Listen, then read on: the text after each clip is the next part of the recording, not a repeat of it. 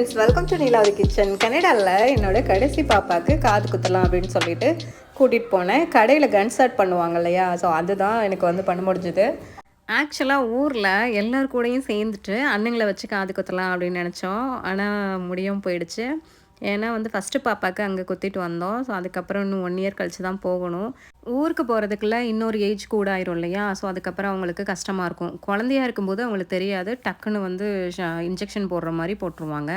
இப்போ இருக்கிற பசங்க ஒரு காதை தெரியாமல் போட்டோன்னா கூட செகண்ட் இதுக்கு நம்ம ட்ரை பண்ணும்போது விடவே மாட்டுறாங்க. பாருங்கள், இதுவே வந்து ஃபஸ்ட்டு வைப் பண்ணுறதுக்கே அலோவ் பண்ண மாட்றாங்க. ஏதோ ஜில்லுன்னு காதில் படுது அப்படின்னு சொல்லிட்டு நமக்கு என்னமோ பண்ண போகிறாங்களோ அப்படிங்கிற மாதிரி இருக்காங்க. சரி, அப்படி இப்படின்னு ஒரு காதை குத்திட்டா கூட அடுத்த காது குத்தும்போது கண்டுபிடிச்சிடுறாங்க. ஐயோ, மறுபடியும் நம்மளுக்கு வலிக்க போகுது அப்படின்னு சொல்லிட்டு விடவே மாட்டுறாங்க. ஸோ பசங்களும் அப்படி இப்படின்னு டிஸ்ட்ராக்ட் பண்ணிவிட்டு வீடியோஸ் எல்லாம் போட்டு காமிச்சு காதை வந்து ஃபஸ்ட்டு வைப் பண்ணிட சொன்னாங்க. அவங்களே கிளாத் எல்லாமே கொடுத்தாங்க. நானும் வைப் பண்ணிவிட்டு ஜில்லுன்னு காதில் படவும் உங்களுக்கு ஒரு மாதிரி இருந்தது. அதுக்கப்புறமா சேமாக வந்து மார்க் பண்ண சொன்னாங்க. ஸோ எங்கே வந்து நம்ம காது குத்தணும் அப்படிங்கிற இடத்த நம்ம வந்து மார்க் பண்ணணும். ஸோ அதையும் நான் கரெக்டாக பண்ணிட்டேன்.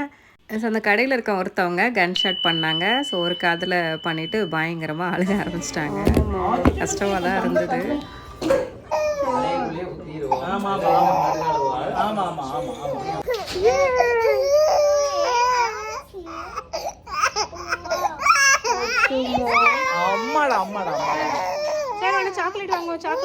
அழுகும்போது பாவமாக இருந்தது. இருந்தாலும் இன்னொரு ஹாப்பினஸ் என்னென்னா காது குத்தியாச்சு அப்படிங்கிற எனக்கு ஒரு ஹாப்பினஸ். ஏன்னா என்னோடய ஃபஸ்ட்டு பொண்ணுக்கு காது குத்தும்போது ரொம்ப நாள் கழித்து தான் காது குத்தணும். ஸோ அவளுக்கு ரொம்ப வலிக்க ஆரம்பிச்சு, அது கஷ்டமாக இருந்தது.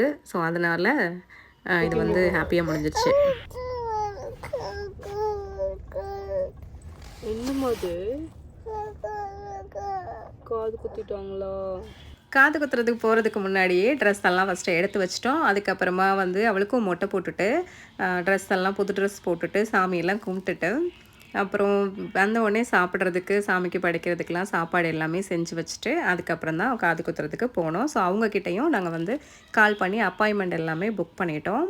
அப்புறம் நல்ல நாளும் பார்த்துட்டு தான் இதெல்லாம் பிளான் பண்ணோம். அப்புறம் அவங்க வந்து கன்ஷாட்டுக்கு எல்லாமே ரெடி பண்ணி வச்சுருந்தாங்க. ரொம்பலாம் செலவாகலை. இது வந்து தங்கத்தோடு கிடையாது. அவங்க வந்து கன் ஷாட் பண்ணுறதுக்கு அந்த மிஷினுக்குள்ளே போடுற மாதிரி ஒரு தோடு வச்சுருப்பாங்க. ஸோ அதை அவங்க ப்ரிப்பேர் பண்ணி வச்சுருந்தாங்க. அதுக்கு வந்து ஜஸ்ட்டு $20 தான் ஆச்சு. ஸோ சூப்பராக பண்ணி முடிச்சிட்டாங்க. கரெக்டாக எந்த இடத்துல மார்க் பண்ணணும் அதே இடத்துலையே பண்ணிட்டாங்க. ஸோ வீட்டுக்கு வந்துட்டு நாங்கள் வந்து சாமி கும்பிட்டுட்டு எல்லாருமா சாப்பிட்டோம். கனடாவில் ஸ்கார்பரோவில் இருக்கிற உங்கள் குழந்தைங்களுக்கு யாருக்காச்சும் காது குத்தணும் அப்படின்னா எங்ககிட்ட அந்த கமெண்ட் பாக்ஸில் நீங்கள் மெசேஜ் பண்ணிங்கன்னா நான் அந்த கடையோட லிங்க் உங்களுக்கு நான் அனுப்பிச்சி விட்றேன். உங்களுக்கு ஈஸியாகவே கன்சல்ட் மூலமாக குழந்தைங்களுக்கு ஈஸியாக காது குத்திடலாம். ஸோ உங்களுக்கு வேணும்னா எனக்கு கமெண்ட் பண்ணுங்கள். தேங்க்யூ ஸோ மச் ஃபார் வாட்சிங்.